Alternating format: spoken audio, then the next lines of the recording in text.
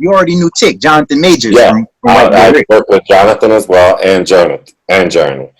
And so therefore, I had a lot of hands in that pot from the beginning. So naturally, the phone calls came. Yeah. But at the time, I was busy doing True Detective, so I couldn't do the pilot.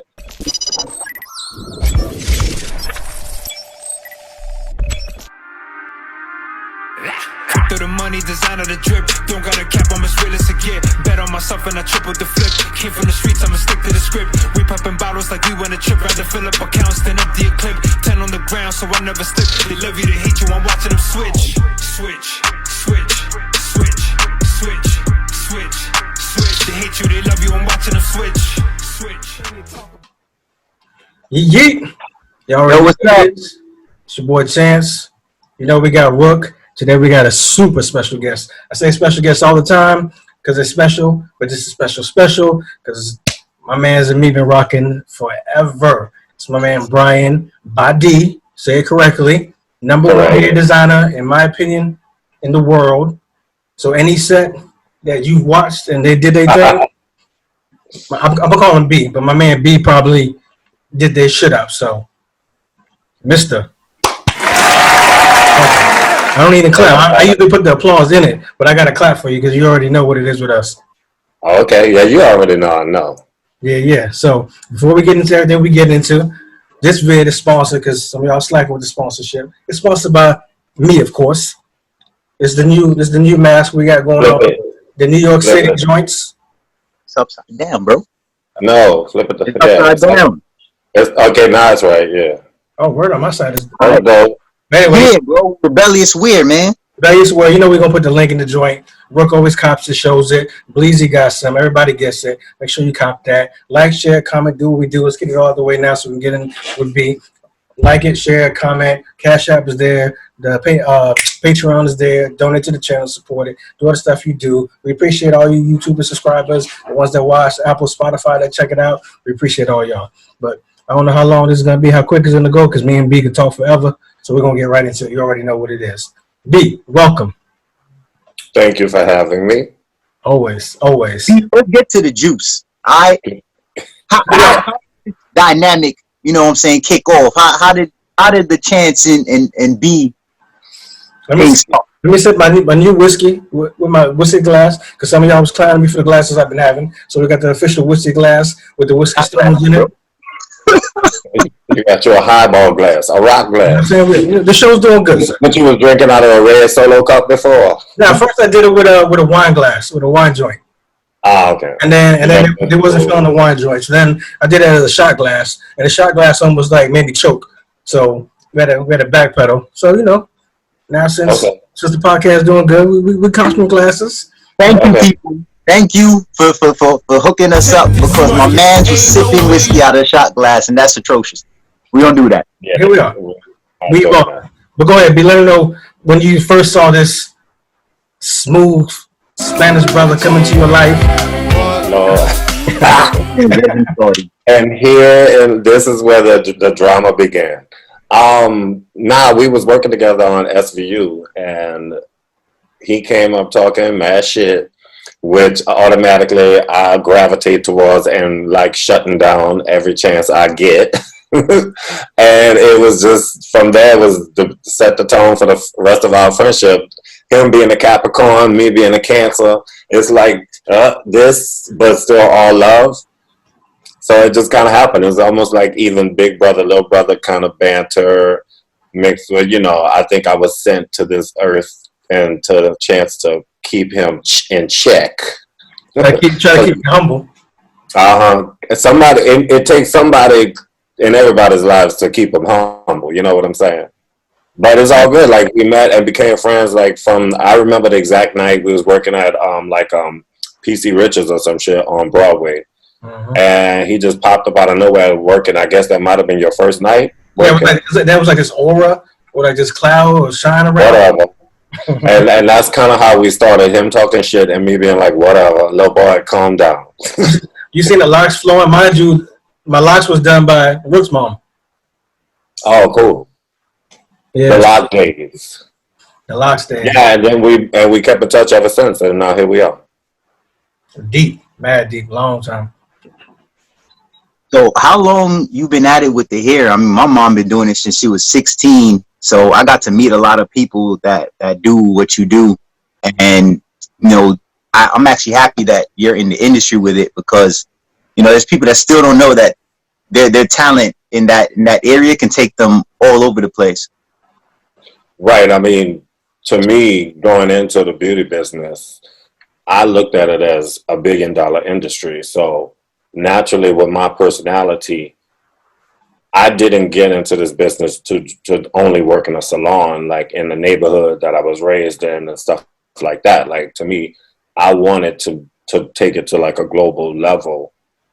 And even so, when I was in beauty school, they kind of laughed at me at orientation because I said I wanted to work with celebrities. And this was in a time, like, I started doing this in the game. Like, let me back up.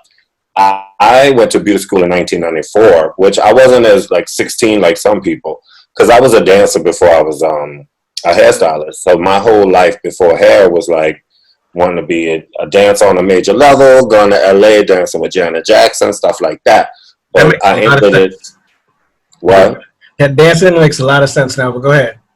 Right. Well, that's what you ain't the only person. Other people tell me that when they find that out. They're like, oh, that explains your arm, the way I move my arms and stuff. Anyway, at around 24, I knew that I didn't want to do dancing past this age. And I didn't want to be a 30-something-year-old dance teacher at a local dance school. So I was like, what am I going to do with the rest of my life? So I had a light bulb moment one day at a salon with a girlfriend of mine, and I started playing in her hair, and her mother said, you should go to beauty school because you're a natural. And at that time of my life, I was like at the crossroads, like around 25, 24 years old, not knowing what to do with the rest of my life. That light bulb went off, which I feel like I'm always good at reading the signs of the universe. And that moment, I literally went home and told my mother, okay, I'm going to beauty school. That's what I'm going to do for the rest of my life. And she was like, I'll pay for school, because she just wanted me to succeed. So I got in beauty school, and in orientation, I was saying that I want to work with celebrities and stuff like that. At the time, being from New Orleans, Louisiana, they didn't really have a film industry like that. It was one movie a year. So in my mind, I was thinking New York, fashion, all this stuff. So I was going to go to school and graduate and move to New York. And then ended up getting my first movie like a year after beauty school, which was Eve's Bayou. And met the hair person, and even Sam Jackson, Lynn Whitfield, everybody kind of took me under their wing because they knew I was a newcomer, and they must have saw some talent in me. So one at a time in different parts of the set, like during like setup time, it could have been lunch. They pull me to the side and be like, yo, this is what you should be doing.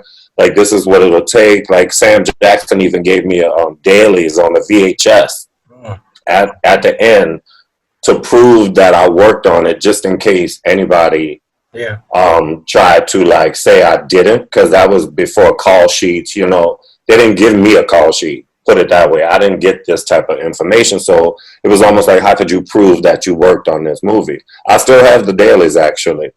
And from there, it kind of happened. Like, my name got into the pot, and then a year later, another movie came to town, and the film industry grew in New Orleans, and I would do like maybe 2 jobs a year. And then I moved to New York in 2001 and struggled like everybody else moving to New York, and here I am. That sounds like New York. Took about 5 years to get my first, to where I made a check and start being able to be like, woosah. Not working unemployment, not working welfare and Section 8, and doing whatever trick a New Yorker taught me how to do to survive those 5 years. But they got tricks. Huh? You got to hustle, man. That's how you survive in the city. The city will eat you up. Yeah, I learned a lot of tricks from the locals. The brothers on the block was like, this is what you do. And I figured it out and got food stamps and did it all. Until I got my first long job, which was Law and Order, which is where I met Chance. And that was 2006, 5, 6. Probably 7. For me, but I was there a season before you. Yeah, because I think I moved to New York. I think I moved back to New York in 2007. And I was Right. I got to like 2006, 7. No, actually, it was 2007 for me too, because I did I Am Legend and American Gangster in 2006. I Am Legend. Hey. And then went to, it's a shame how I knew my life by what jobs I did. So it was like I Am Legend was 2006, Law and Order 2007 to 2013, Power 2013 to 2015, 16. And then after that, just start jumping around. B's an OG though, because you said you was there before, like, the call sheets was really popping back then. Well, you didn't get them. Like, back in the day when I started, they didn't email scripts. You had to get FedExes. And I used to be so like, oh, I can't wait to the point in my career where I get a FedEx with a script in it. You know, like, back when I started, they didn't even give me a script because my creative mind didn't even matter. Yeah. I was more like a technician than an artist. So people were telling me what to do. And I remember towards the end of the job, people who were already solidified in the industry would get FedExes on, and you would see people with random FedExes coming to setting up their next gig, and I was going back to the salon. So I would always look at them with, like, not envy, but just like, ooh, I wish that was me. And I remember the first time I got a script was I was working on a Cain and Abel video. And I got a script, and I was working in the trailer, and it was like, There's No Limit? Yeah, that was No Limit at the time.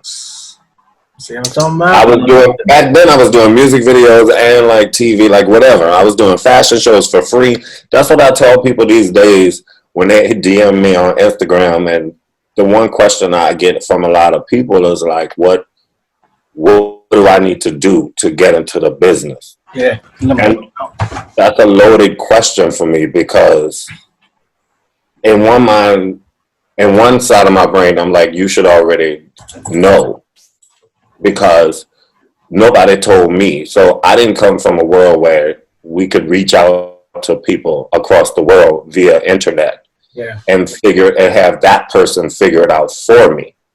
I had to create my own lane. This was normal in the 80s and the 90s. So to me, it's already like a little bit of a like air out of my balloon when you DMing me asking me this, but I do like to help. So, but the one thing I do tell people is to learn everything and to do everything.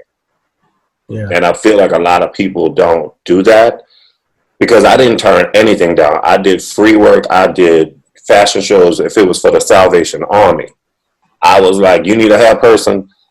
And from that, every time I worked, I developed another contact and more clientele. Mm-hmm. And you don't even realize the power that the word of mouth is the biggest form of. Everybody knows this who knows this. Like, word of mouth is his best advertisement. You know, you could hustle and you could network till you're blue in the face, but you know, the deal is do what you're good at and do it like from love from the core, and it'll come your way. You know, the word of mouth kind of works for itself. You can't manipulate that. Yeah. Yeah, it's still bigger than social media right now. Word of mouth will get you real far, especially since, you know, there's certain words that come out of certain people's mouths that carry more weight than others.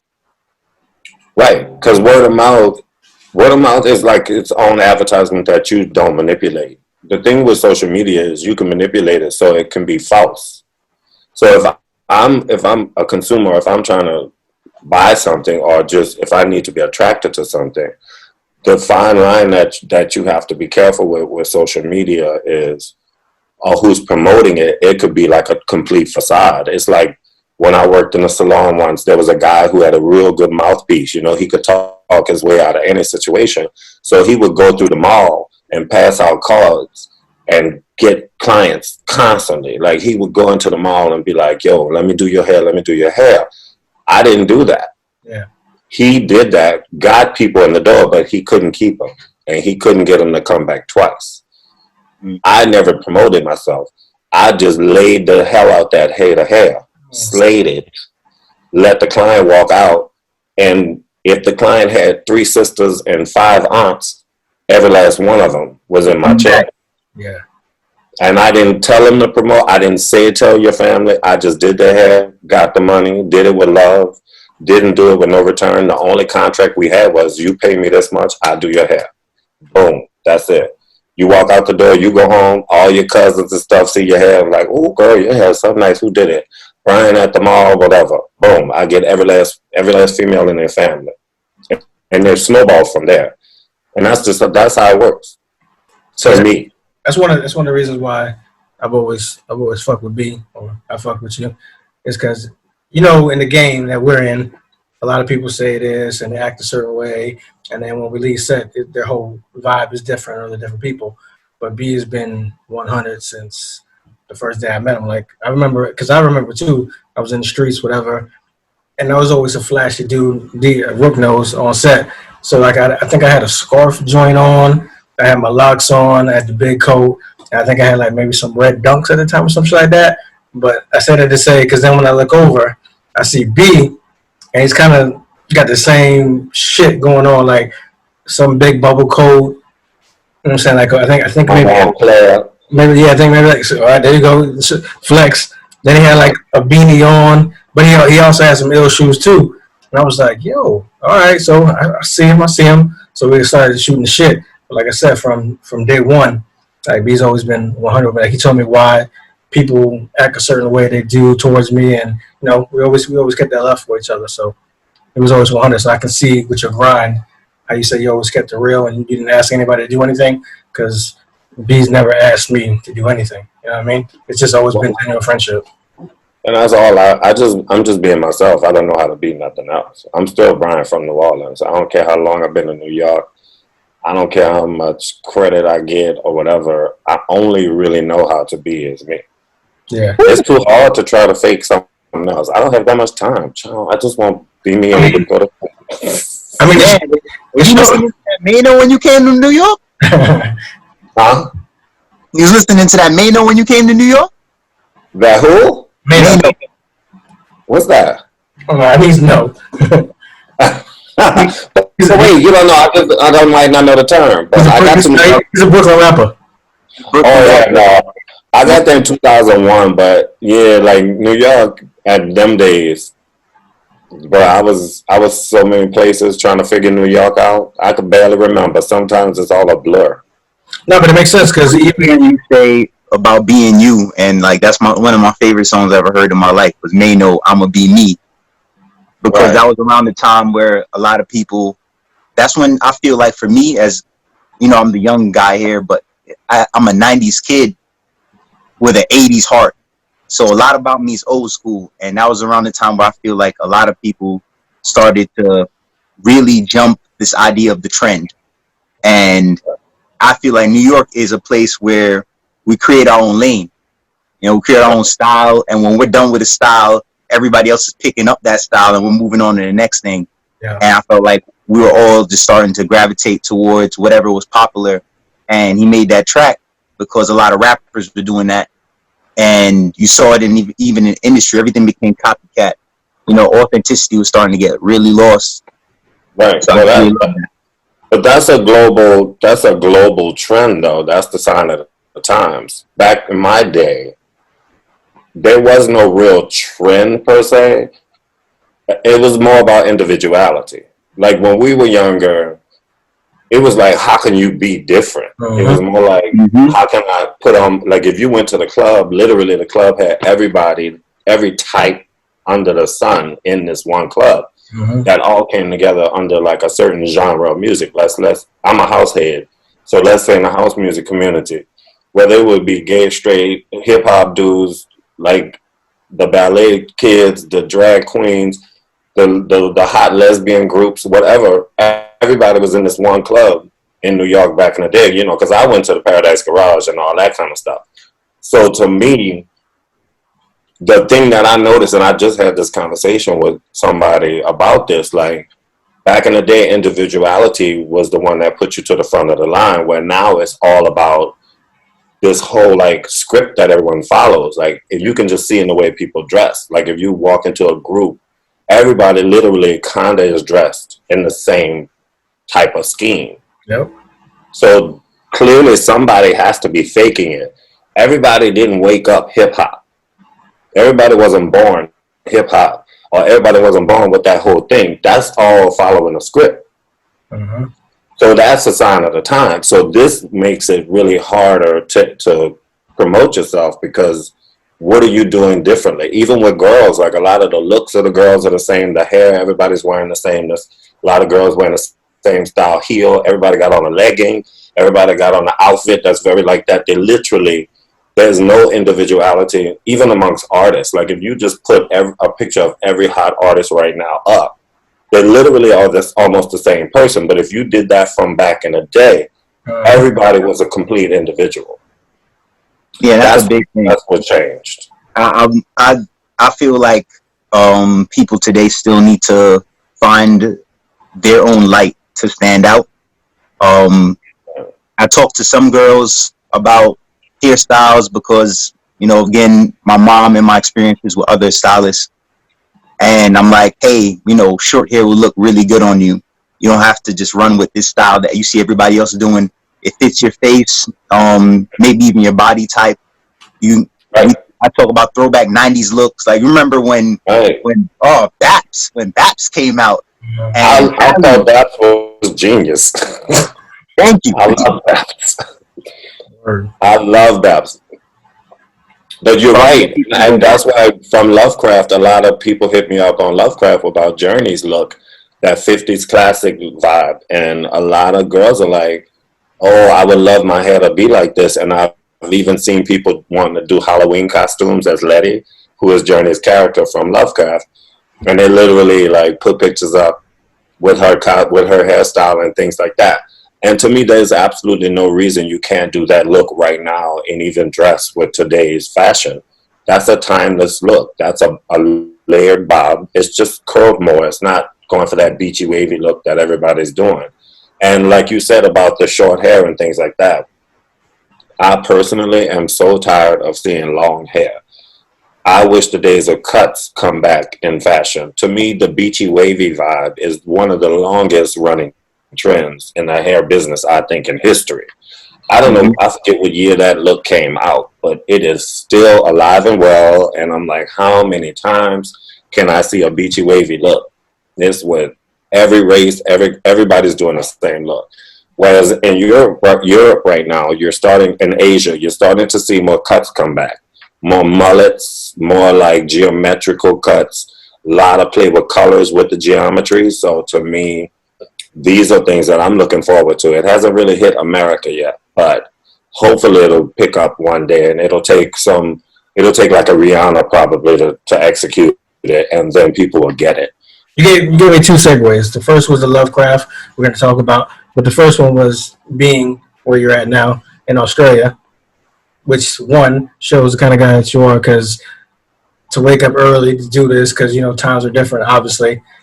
Right, it's 9:32 a.m. I barely ate breakfast. Yeah, Thank you. It's 7:30 p.m. here, so we appreciate that. But as far as like hair trends, it's 9:32 a.m. Wednesday, so that makes us almost years. But no, because going with the hair trends, I remember because when I had the locks, I cut the locks, and then I did different hairstyles. But it wasn't until I went to Australia, and then I seen the dudes like rocking man buns, is when I was like, oh, I don't really see that in New York right now. Like maybe I might see a hipster do it, but I don't really see that many guys, especially Spanish guys, with long hair and doing man buns and shit. So that's what I'm going to bring back. And that's when I decided to grow my hair out. But it was being overseas, looking at different trends that made me want to switch it up. Right. I mean, and things generally start east and move its way to America. I mean, there's very few things we create, in my opinion, and I'm sure, except other than like the R&B and hip hop community, all that. That to me is very innovative on the world, for the world. Like we created all of this, like jazz music and things like that. But as far as fashion, I don't really, off the top of my head, I can't think of anything fashion wise outside of like a real hyper New York look, like Tim's, and like New York always had its own vibe. Since back as far as I can remember, you know. And it's original to New York. And anybody who remotely looks like New York outside of New York probably is copying New York, whether they realize it or not. Because I'm from the South, and I remember seeing New York Cats, and I was like, I ain't never seen no shit like that before. So you can tell, like, they were way ahead of the game. But even California has some original shit, you know, like, and like even from New Orleans, we had our own original shit, but it didn't really get to national status. Yeah. We still have original looks in New Orleans as far as fashion and style, but it didn't go outside of the state, you know. But as far as fashion in general, it kind of starts east and works its way west, generally speaking. Yeah, I remember going to Cali and getting off the plane, and they knew from the time we got into the neighborhood that we were from New York, and I didn't even wear my Timbs. And I was just like, man, like, do we really walk and dress this way that they could pick us out of a group like this? Yeah, y'all do. I've never been anywhere outside of just like going to back and forth from New York to Jamaica for anybody to sit here and be like, man, you from Brooklyn, right? And I'm like, I'm not used to that. So between finally going to San Diego, then going to Florida for the first time, and Virginia back and forth for a little bit, hell, even Delaware, they're like, oh, there goes that's a city boy. That's when I started to see, like, yo, where we're from, we stand out. But like you said, Cali to me, which I adapted a little bit, they have their own wave and their own style, and it speaks volumes, because still this day they still ride with that. Well, for me, even when I go to California, they're like, "You from New York?" And I'm like, I still claim New Orleans. So I'm from New York now. But I'm from but then again, like, my flavor to me started in New Orleans. So New York just gave me the playground to fine tune who I already was. And he still ain't find a way to send me a recipe for some gumbo. Cause I don't cook gumbo. That's for the old head. Like my aunt, my mom. I have recipes, but I don't need to execute it because my family still is doing that. Like, God forbid if something happened to them, then I guess I might have to start making gumbo. But right now, if I need gumbo, I just get it shipped to me from my aunt. All right, so you name drop, so we're gonna go ahead and talk about it now. I know Rook is ready for this, but you happen to be on the #1 show watched right now, Lovecraft Country, which Rook is mad excited about. Because as soon as I told him about I was gonna bring you on, he was, I don't even want to tell you the text, it was just crazy. So first, congratulations on that. 2, how'd it come about? A couple of ways. I did Underground with who is Misha Green. With Journey. With Journey as well. So from Underground, Misha's the showrunner as well as the showrunner on Lovecraft. So that was a natural, like, segue into getting Lovecraft. Plus, one of the other producers from the pilot and the director from the pilot I'd worked with. The director did White Boy Rick, and I did that. And then one of the executive producers was on Power. So I had 3 relationships in that pot. So you already knew Tick? Huh? You already knew Tick, Jonathan Majors. Yeah, I worked with Jonathan as well, and Journey. And so therefore, I had a lot of hands in that pot from the beginning. So naturally, the phone calls came. Yeah. But at the time, I was busy doing True Detective, so I couldn't do the pilot. And so I got in once. Yeah, big got credentials, big got credentials. Mahershala? Yeah. Oh, that was great. Yeah, I did that. I got an Emmy nomination from True Detective. That was my first Emmy nomination. You're gonna throw the applause in here for that, man. He got credentials. He be working.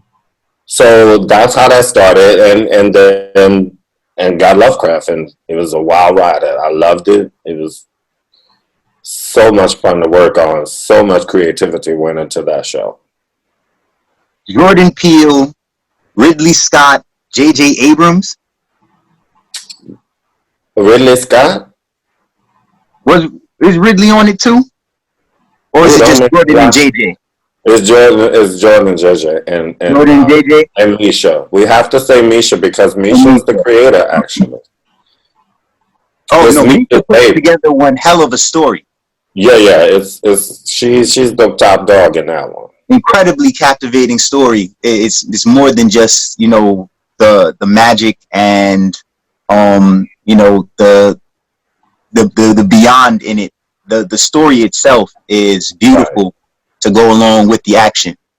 Right. Misha's genius when it comes to writing. It's like, I mean, I still have to like rewatch it just to like soak it all in, and I worked on it. Yeah. People ask me questions, and I'm like, I don't know. I gotta figure it out because it's so many little nuances that Misha throws in the way she writes. It's just genius. And man, whoever the casting director is, thank you, because this well, HBO doesn't do bad to me. They've done a few shows in the building I work in. Yeah, HBO's always been like bomb since far as I Yeah, can remember. they are top dog. Before we get into the ladies of the show, 'cause I want to go through this. I want to get Okay. into this here. Okay. Jordan Patrick Smith, right? The guy that plays William. Mm-hmm. I gotta give credit where credit is due. One, he's a handsome devil. Two, he played it so incredibly well. I'm scared of him.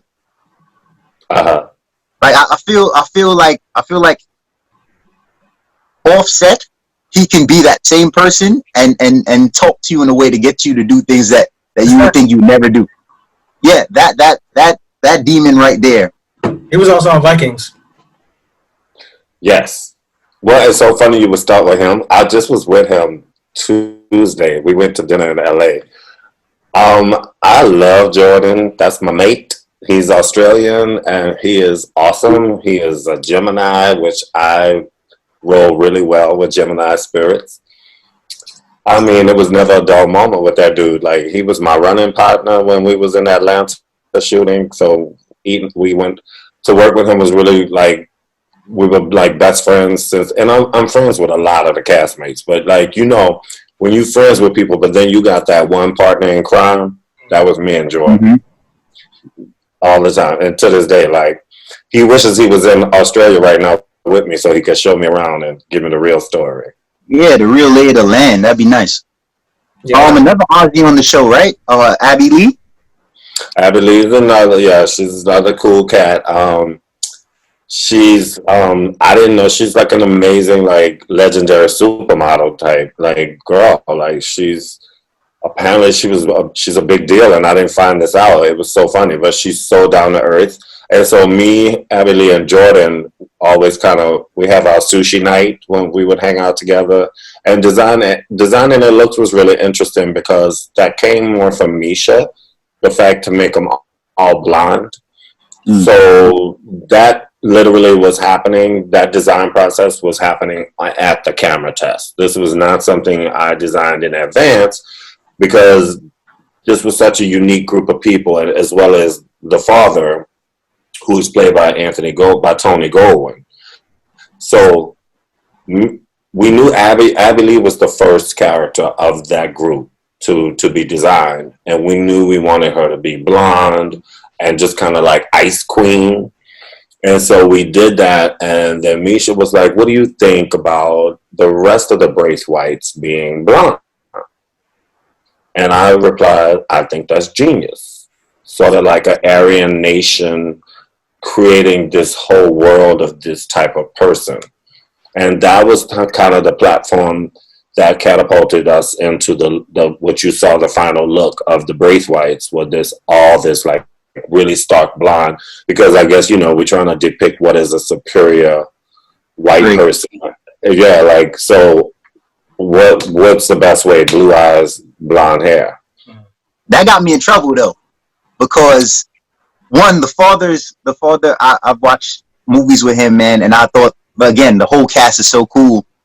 I didn't know much about Abby like you, and Jordan too, and their characters. Those two characters were scarily not just beautiful but powerful. Like there were times where I was like, I'm on their side. There are Right. plenty of times where I'm on their side, and Christina can ask You, me to do you would have anything. been. You fell for it. You drank the Kool-Aid. They would have Oh got yeah, you day one. Like the vampire, you would have been attracted to the evil through the beauty of a vampire kind of thing. yep. That man. Yeah. So again, shot. So we're supposed to be shouting out Macy, right? Who? What was the Misha? Misha, Misha. you and Misha, give Misha a hug for me. I not Okay. Chance yet because he ain't watched the damn thing. For me, give Misha a hug for me. I love beautiful, bold creativity like this, and then the masterwork that you put the vision to life. That that's beautiful. We can move on now. We can move on now. Okay. What you got? I, I'm I'm I'm a little torn. I'm not gonna. I already said we're not gonna do spoilers here. I'm more of a fan of Gia than I am a fan of Letty in Okay. a certain issue in the show, and I'm gonna leave it at that. But I love Gia's character too. She's pretty much an Asian version of a succubus. Well, That's she cool. is.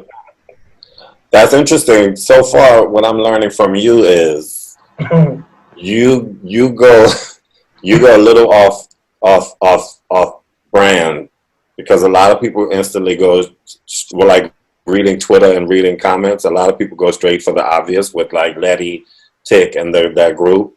But I didn't see a lot of people gravitating towards these other worlds. And to me, every world in this series mattered to me. And so for you to call these characters out is really interesting because I also love all of the characters you're mentioning. GR's character to me is amazing. I loved her episode. I love what she brought to the series also. So I feel like for them to be noticed is not a bad thing. Like that episode 6 was amazing. It Absolutely. Oh my god! And for me to have to be able to design what felt like a Korean foreign film, just the hair for it is a career first. Because when we were shooting it, I don't get it as much. You know, the object is for it to be a beautiful sort of love story. You know they're trying to make it this whole Korean vibe, and because we used a lot of seriously bright lights, which was much more challenging for me because GI wore a full lace wig. So just to cover the lace, just to make sure the lace doesn't show is a daily challenge for us hairstylists because we don't cut lace off. We need it so I can glue it to her forehead because I changed her complete forehead in order to create the more roundness to try and make her look as more stereotypical like Asian as possible. Like I don't know if even that's politically correct or whatever, but I just felt like to change Jamie's face as much as possible, just even bring out a whole new character was sort of the object. And so I did that with the wig. And once I saw the episode, I was like, me and a few other friends of mine, we all kind of noticed like, dude, this looks like a complete foreign film. This doesn't even look like it was done in America. It looked that authentic. So to me, Yeah, the that whole was, episode 6 is standalone in itself. yeah, it was beautiful. People need to allow themselves because I do it probably I probably overdo it, but I get immersed into a show. I'm taken away into a show, and I become a part of everything. And I want to know everything about everybody and the layers of the characters. So yeah, I'm pretty much going through like the whole list. I even Google people that I don't know, like I did, That's cool. with Abby and them. That's cool because a lot of people don't do that.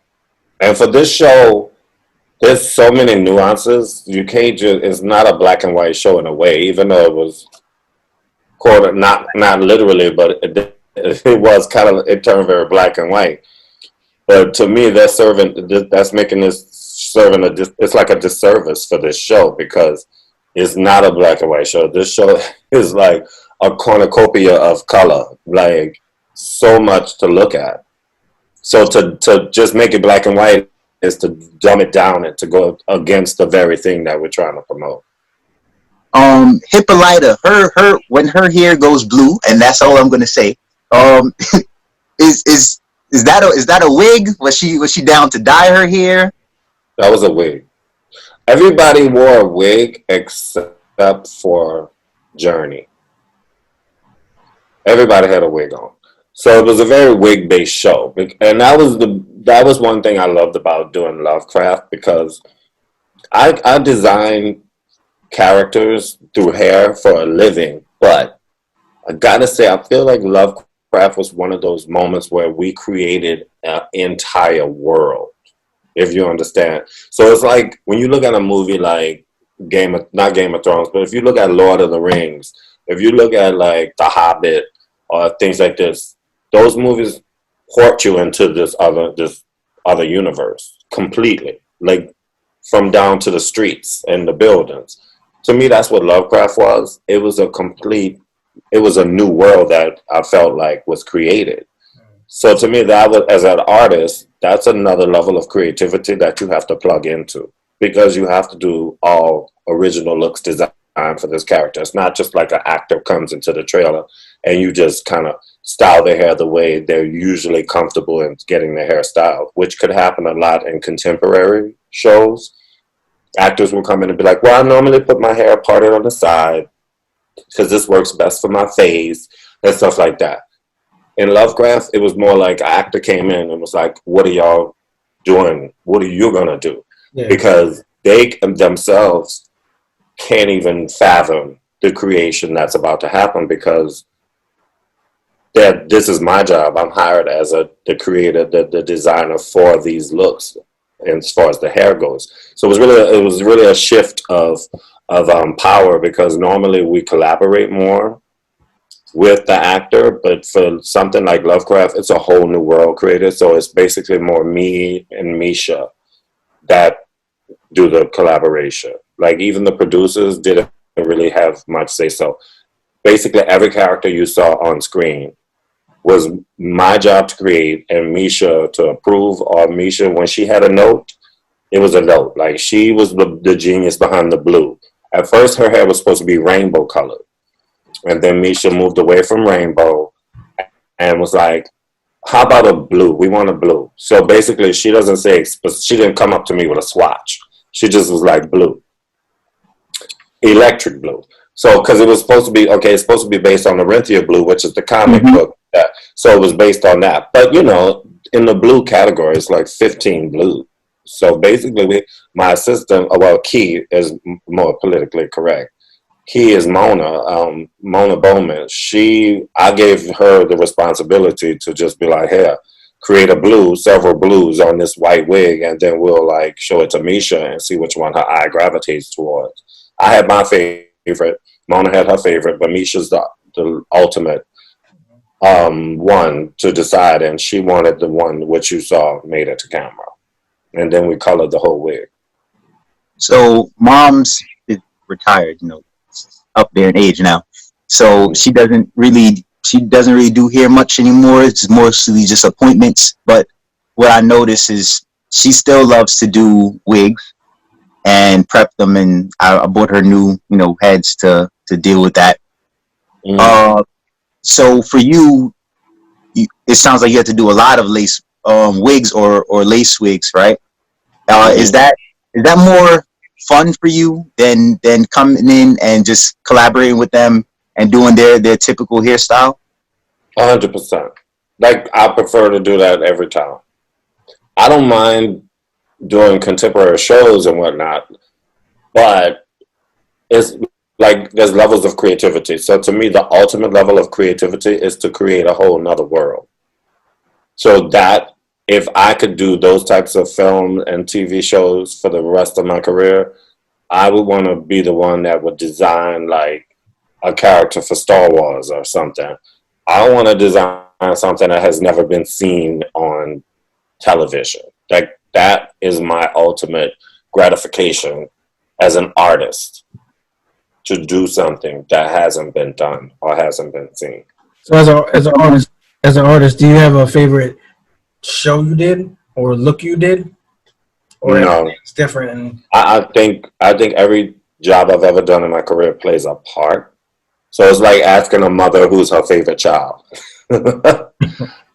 I would never say that because I learn something from every look. I love every look. I don't regret anything. So yeah, I don't think there's such a thing because from a simple ponytail to the most intricate work I've ever done, I enjoy it and I love it. Chance and I are, two of the men who still have hair from the days of when they had hair, and then they decided there was the trend that came, and everybody said that they're going to be men, so they cut their hair. I remember when Trey Songz cut his hair, and a bunch of other dudes cut their braids and ponytails because they're manning up, and we still rocked it out. Shout out to my brother. I'm We all in the world. Huh? They all should cut their hair. I'm over it. I want haircuts. Yeah, I'm attached to mine, so it's one in the same. oh yeah, I feel like you cutting off the powers. Like if you didn't do this in trend, if this is really like you, I feel like if I'm cutting my hair, I'm cutting off, part of what makes me me. In terms of like acting and everything, because we didn't get too deep into it when we did dabble in there. It was one of the things I was looking forward to as a male. Like, how many males have you worked with with more than the usual hair? And I would love to see how creative people can get with our hair.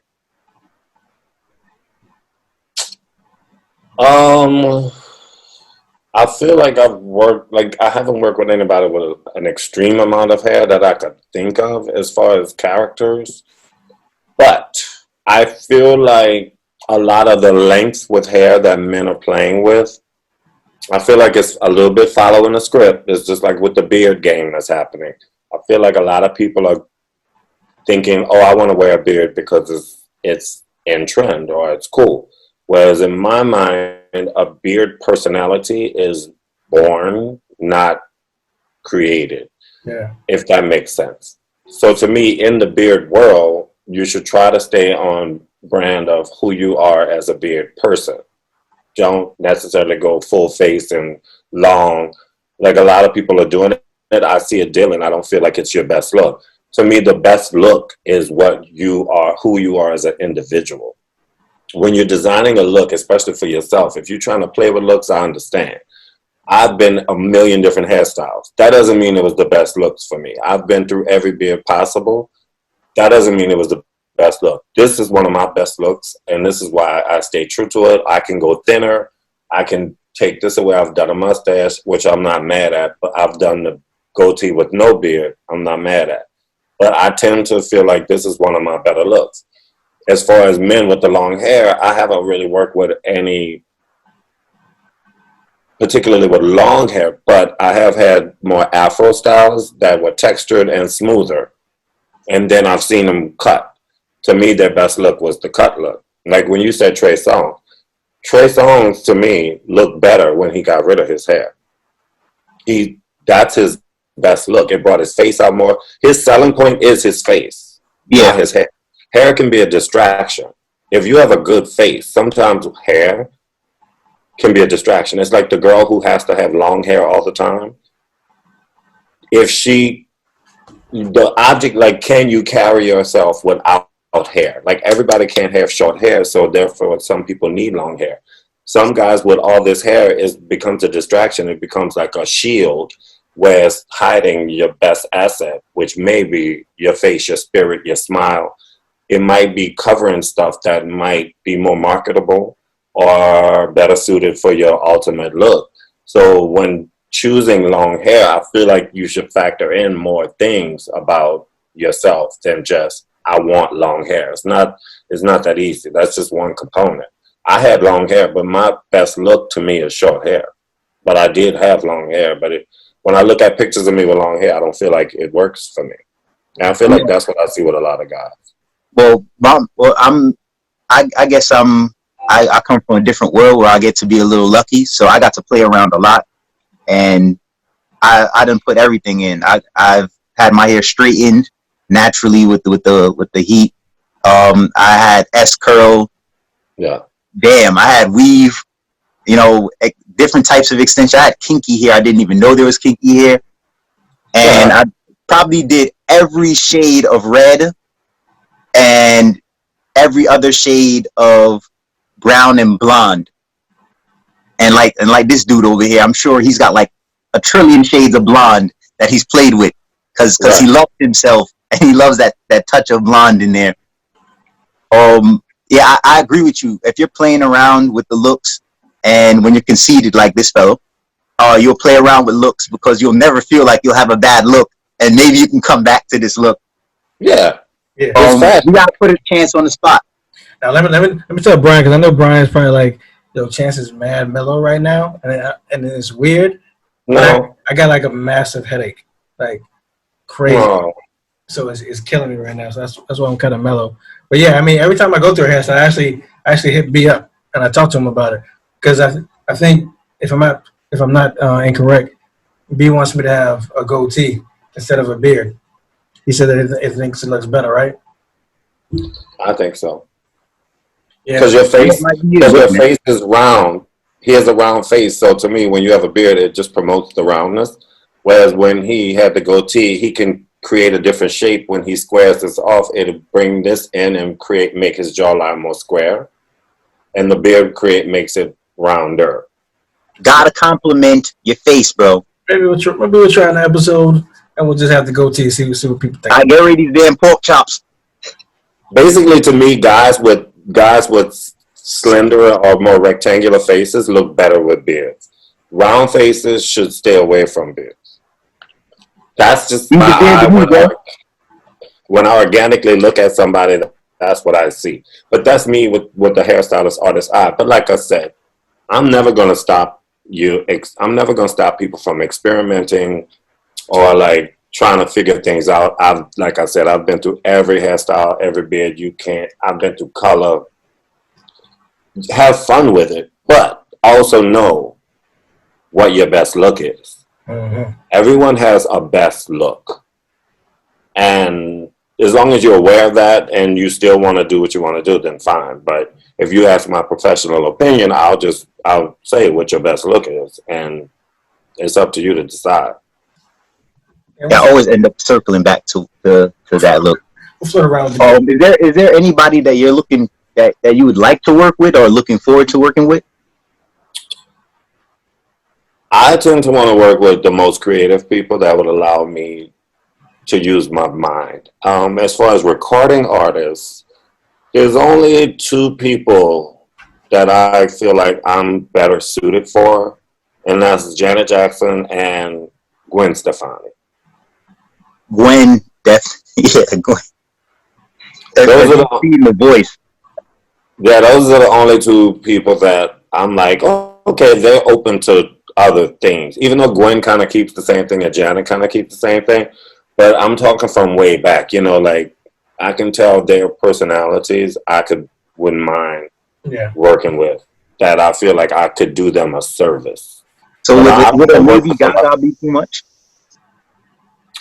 Well, Lady Gaga, to me, it depends on which Gaga we're talking about. Like, but I do like, because she went from meat dress to like with a grand piano singing like Las Vegas show tunes, So I don't know which Gaga we're talking about. I know this latest album, she's coming back to the original Gaga. So yeah, I might feel like I would be well suited for her. But I'm not one of those hairstylists that's trying to work with the whole world. I realize that I have a particular look to bring to this arena, and I'm gonna be honest about that. Like somebody was like, "Oh, you wouldn't want to work for Oprah," and I was like, "No."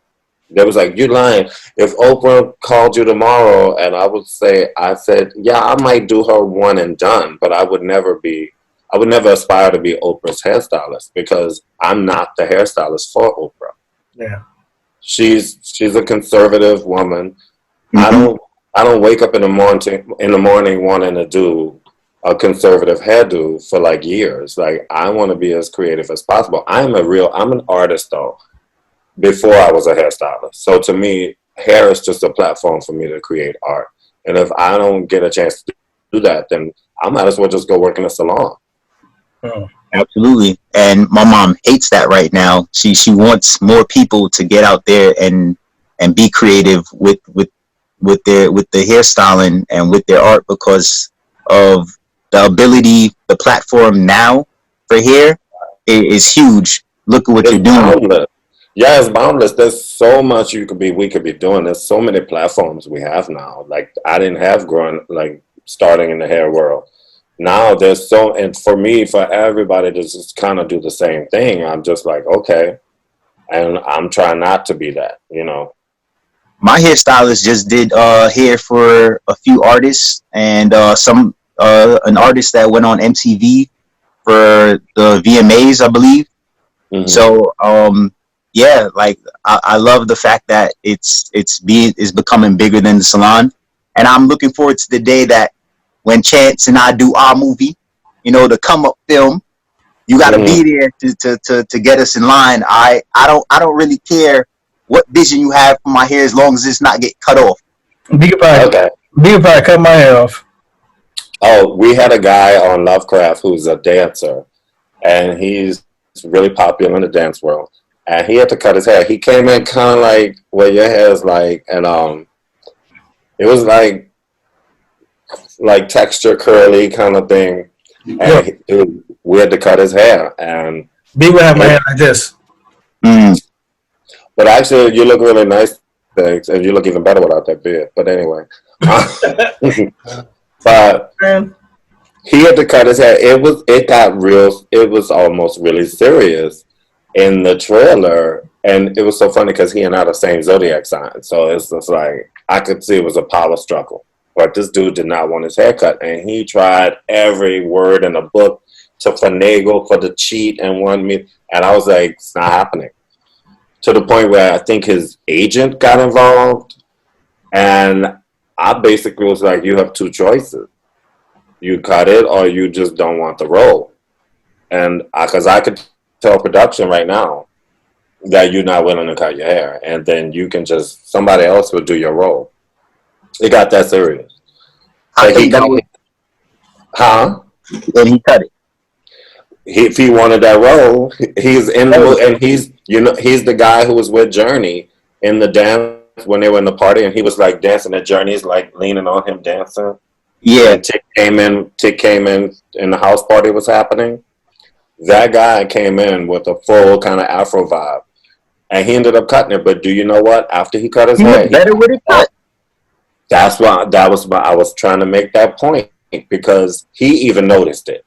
He said that ever since he cut his hair, he started getting so much more play. And I told him that. I was like, you never know. After you get your hair cut, you might even get more work, because right now your hair is too specific. That long curly look right now is only going to put you in one category, where sometimes when you bring it down and you're more of a clean slate, you work more. See? And I gave out respect where respect was due, because like I said, Jordan Patrick is, you know, a very handsome fellow and all that. That dude looked better in that scene as you guys envisioned it. And I do that a lot too. When I'm ready, I look at somebody, I'm like, yo, why are you wearing that? And yes, I'm conceited. My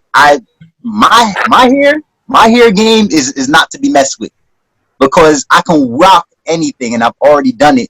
And I sat with my stylist, I'll sit with my mom, and she'll be like, yo, what crazy thing are y'all about to do? And I'm like, yo, we're going to try something. And I don't feel like I've ever wore something that I didn't like. And if I don't, you know, something's wrong with it. It's not me. You got to be able to look at yourself and go, this ain't working. If I don't look in the mirror and smile and go, man, I killed this shit. Anybody that wears this after me is like copying me, or they're next. I'm first. Then it's not working. He has to be honest with himself. I feel like he didn't have that, but he had you and he had Misha. Well, Jordan as a personality is a much more relaxed, edgy guy. This look is completely different from his character, his personality. But the thing that's genius about Jordan is he's a team player and is willing to do anything. Like, we colored his hair. that platinum blonde. He doesn't wear his hair like that. He had to go get his hair colored I don't know how many times throughout those 8 months. And, you know, facing potential like irritation because of that type of bleaching and stuff. So I found a salon because I don't like to do color on set because we rarely have that much free time without a PA coming in or somebody having conversations. So I feel like when you're doing color, it's such a sensitive process. We need to like have less distractions. So I send him to a salon, but I go in and tell him what look I want. Like I still design the color and just have somebody do it. And he's the team. He did it in stride. He never complained. You know, and not every actor would do that. Like that's a certain type of personality. Some people don't even want their hair cut. I've worked with actors, if you even think about cutting anything, they're like, oh, I don't want my hair cut. And I'm like, but your ends are split and the look is not going to work. And I've worked, I'm not going to say names, but I've recently did a movie within 2 years and the talent had a personal hairstylist. Mm. And the look they were trying to achieve was something that her hairstylist had never done on her, that incorporated some like extensions to put in, but we had to use some of her hair. She never had her hair straightened in her, I don't think in her whole career until this film. And she needed her ends trimmed. And her hairstylist was seeking my advice because I'm the department head. And so I was like, well, she needs her ends trimmed. And she was like, well, she's not going to want me to trim her ends. I was like, I don't care. Like, if you want this to look right, her ends need to be trimmed. And it got to the point where I went to help out per their approval because that's her personal girl. And I was just like, look, you're not going to get the desired look until you trim your ends, basically. And once I broke it down to her firmly, but professionally, and just spoke the language that she understood, she was okay with it. But that could have went south really fast because everybody, when you start telling people to cut and all that, people get scared. But I'll name drop.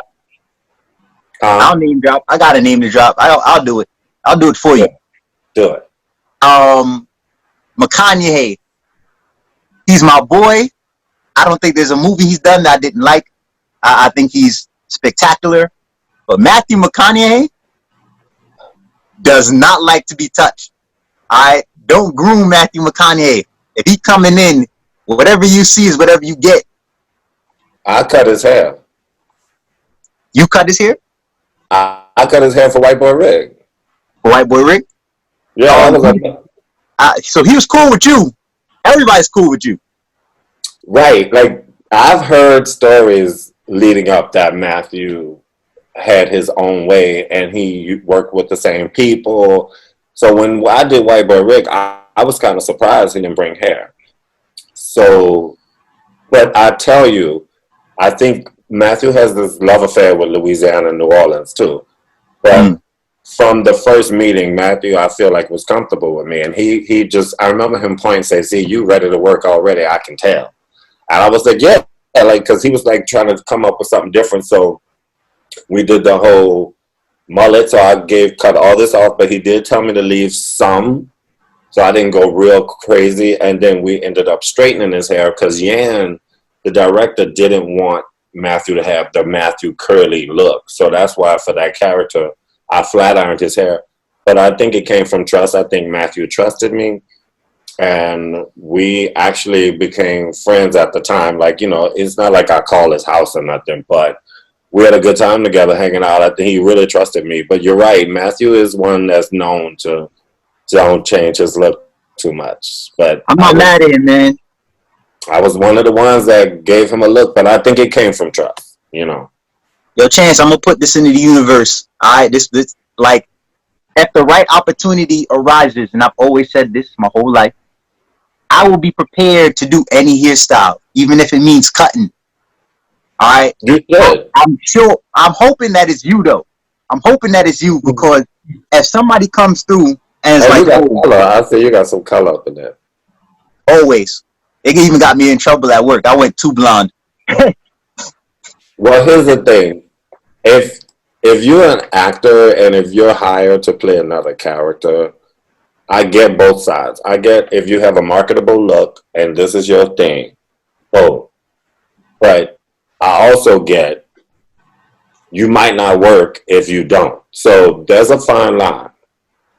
And I do feel like some actors don't know their best look or don't know how to morph with the times. And some actors might not work that much because of that. And I feel like you need to switch it up and sometimes be a blank slate if you're a working actor. Now, we're not talking about the Will Smiths of the world. We're talking about working actors, people who don't work all the time and they're just always trying to get a job. And they're reputable actors, but I work with them and, they work just enough, but not enough. And I'm like, well, maybe switch your look up might help, because I do design characters for a living and that's part of my thing. So I hear the banter behind the scenes. I hear directors and producers talk and how they go through the casting process. And you'd be surprised that the one who's not as obvious works the most. I hear that, man. Lovecraft Country would be that one of those films that we'd sacrifice for. It's a game changer for anyone. Yeah, I hope there's a season 2. So. Oh, there's gonna be one because what everyone's talking about it. I'm gonna check it out this weekend. I might text you, B, or I'll call you and tell you what I think about it. But I know you're in Australia now. I know the time change is different. I know you got to eat breakfast, get your shit on. I gotta get my grub on, try to rest his head. I know rest his head. You got 2 kids to go chase around, and an extra one in that dog. Yeah, you're right. So what city are you in? I'm in Brooklyn. Oh, you're in Brooklyn. Okay. Yeah. Tell them I'll say hey. Well, I'll be back in February. You know what? I think that's a good time to be back.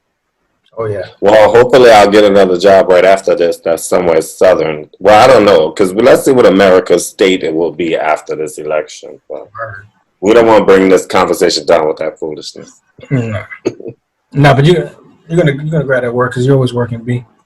Y'all saw the credentials. We're gonna put those applause in for B. B's amazing. Rook, do your thing. Started a new thing that we're gonna do now. You'll be the first one, Rook, B.